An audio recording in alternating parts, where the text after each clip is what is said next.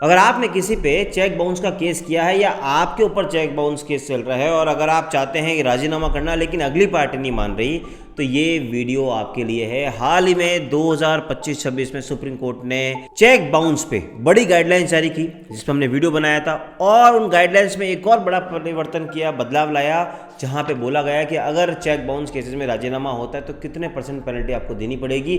और ये भी बताया कि अगर सामने वाला आपका चेक अमाउंट लेने को राजी नहीं है तो कैसे आप उस केस से छुटकारा पा सकते हैं, और इसके लिए और कोई नहीं बल्कि कोर्ट आपकी मदद करेगी।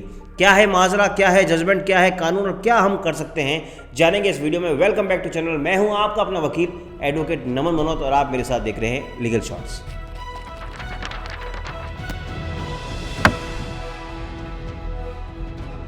नमस्कार दोस्तों, आज हम बात कर रहे हैं सुप्रीम कोर्ट के लैंडमार्क जजमेंट संजाबिज थरी वर्सेस किशोर बोरस्कर की। सुप्रीम कोर्ट ने लैंडमार्क जजमेंट दिया, नीचे लिंक दे रहा हूँ, आप चाहें तो जजमेंट पूरा पढ़ सकते हैं। कई सारी गाइडलाइंस दी, सब कुछ, बहुत सारी बातें की, और इसमें जो सबसे बड़ा बदलाव लाया वो लाया राजीनामा केसेस में।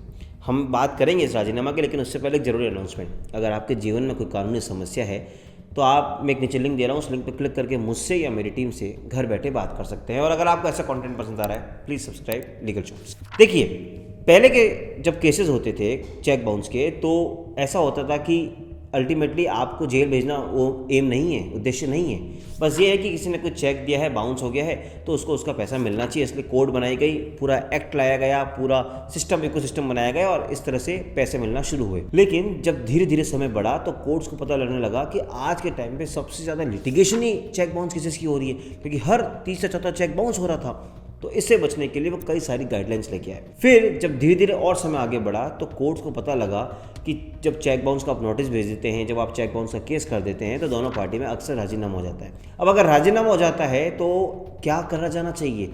क्या कुछ कॉस्ट पे करनी चाहिए, कोई लिटिगेशन कॉस्ट देनी चाहिए, या फिर अगर सपोज राजीनामा हो गया लेकिन अगली पार्टी जिसने चेक दिया वो तो कह रहा है कि नहीं, मैं तो आपके वकील साहब की फीस भी लूँगा, आपने मुझे 4 साल 5 साल इस कोर्ट में घुमाया, मैं उसकी फीस भी लूँगा, मैं मेंटल कंपनसेशन भी लूँगा, तो क्या करना चाहिए?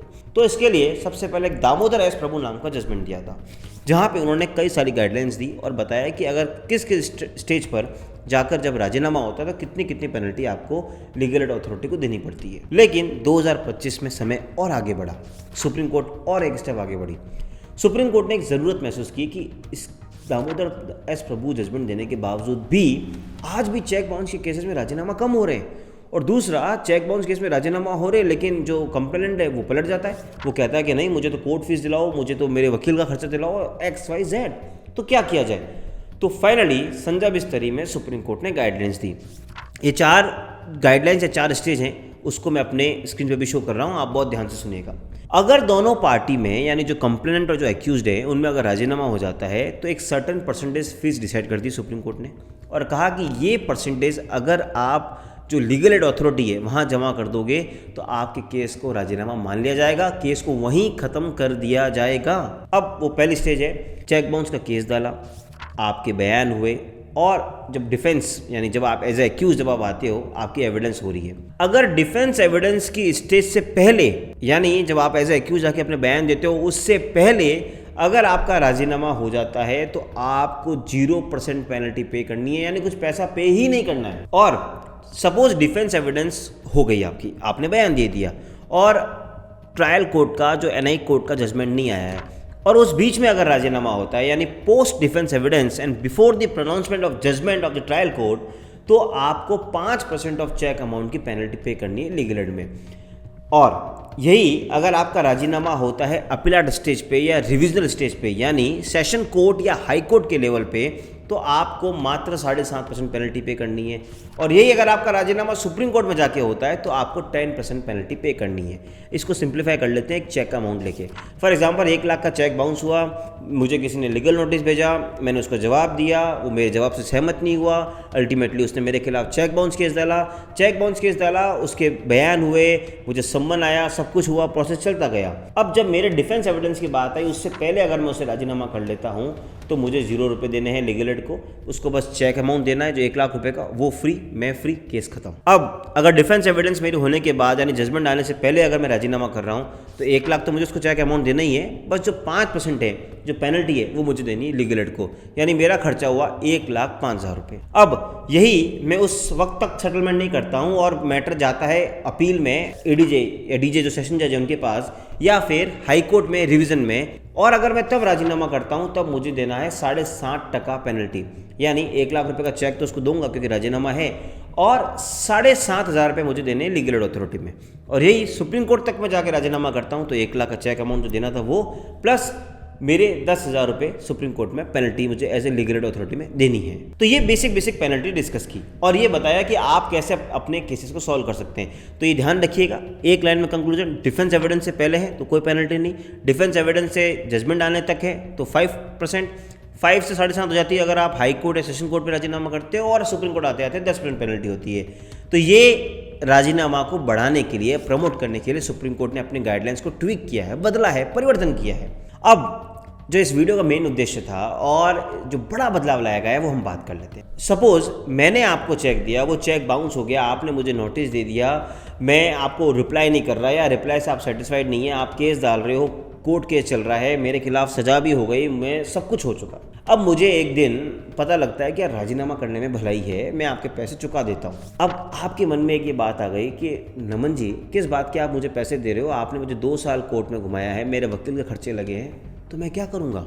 तो आप मेरा राजीनामा एक्सेप्ट नहीं कर रहे, मैं आपको देने को तैयार हूँ, 1 लाख का चेक का अमाउंट ले लीजिए सर, कोर्ट के बाहर सेटलमेंट कर लो, कोर्ट में कर लो, खत्म करो, पर आप कह रहे हैं मैं नहीं करूँगा।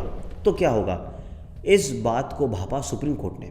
सुप्रीम कोर्ट ने एक बहुत अच्छा इसमें एक सोल्यूशन निकाला जो शायद मोस्टली एक्यूज के फेवर में जा रहा है और उनके काम आएगा। वो ये फॉर्मूला कहती हैं कि अगर राजीनामा हो रहा है तो बहुत बढ़िया, अगर नहीं हो रहा है और कंप्लेनेंट यानी जो परिवादी है, जो चेक बाउंस का केस लेकर आया है कोर्ट में, अगर वो आनाकानी कर रहा है तो कोर्ट को कुछ नहीं करना, कोर्ट को उस चेक के अमाउंट को लेना है और उसको जो आरोपी है उसको बोलना है कि आप अपनी गिल्टी प्लीड कर लो, हम आपको गिल्टी प्लीड करके कन्विक्शन कर देते हैं, लेकिन हम आपको प्रोबेशन ऑफ ऑफेंडर एक्ट का बेनिफिट देंगे और आपको जेल नहीं भेजेंगे और इसका फ़ायदा देके हम आपको फ्री कर देंगे। यानी अगर आप मेरा अमाउंट नहीं ले रहे हैं तो मुझे कोर्ट के सामने जाके अपनी गलती माननी है, कोर्ट मेरे खिलाफ एक ऑर्डर पास करेगा कन्विक्शन का, मैं उसको अमाउंट देने को तैयार हूँ इस कंडीशन पे, लेकिन मुझे जेल नहीं जाना पड़ेगा क्योंकि मुझे प्रोबेशन ऑफ ऑफेंडर एक्ट का कोर्ट फ़ायदा दे देगी। देखिए, प्रोबेशन ऑफ ऑफेंडर एक्ट ऐसा कानून है जो ये कहता है कि किसी ने पहली बार गलती की है या कोई नया ऑफेंडर है या समाज में हमें एक रिफॉर्मेटिव अप्रोच लानी है, तो कई बार गलती तो की होती है, सज़ा भी होती है, लेकिन उनको जेल नहीं भेजा जाता। कई बार छोटे अपराधों में सज़ा होने के बाद उन्हें जेल नहीं भेज के उन्हें फ्री कर दिया जाता है।